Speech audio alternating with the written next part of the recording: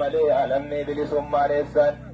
haga yoom dhibba taane tokkicha saree baqataa jiran akka jaldeessaa haga yoom nalloo lamaa jiran akka bineensaa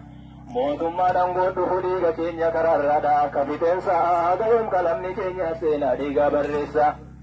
rakkoon ummata keenya inni har'aaf qaleessa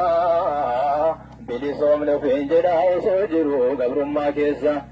kanaafaan sagaleessa yoo rabbiin naaf hamsiise hammumaan danda'e nu garsiisu ummata Oromoo ka biyya ofirratti abbaate si kadhanne yaa ilaahii yaa mootii mootummaansaa qowni guutuu wal gahee nu garsiisu ummata Oromoo ka biyya ofirratti abbaate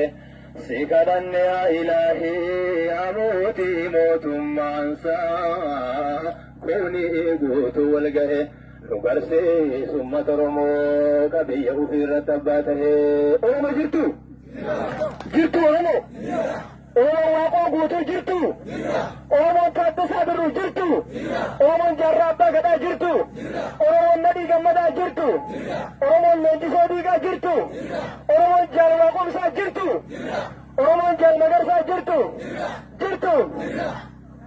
calaqqee mallattoo bilisummaa agarsiiftu calaqqee mallattoo mootummaa Oromiyaa kinniisa damma agarsiiftu calaqqee mallattoo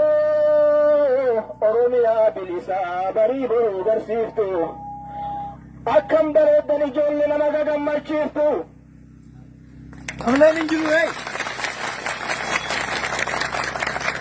Akkam bareeddan ijoollee nama gagammachiiftu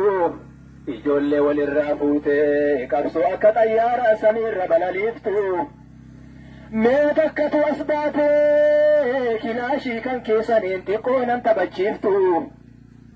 mee takkatu as baatee zinnaara kan keessaniin xiqqoo nan taphachiiftu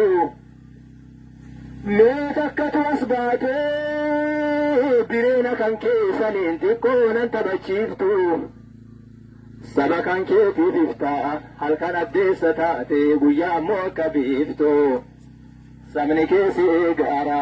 maalaa jedhurree amma natti miyoon bilisummaa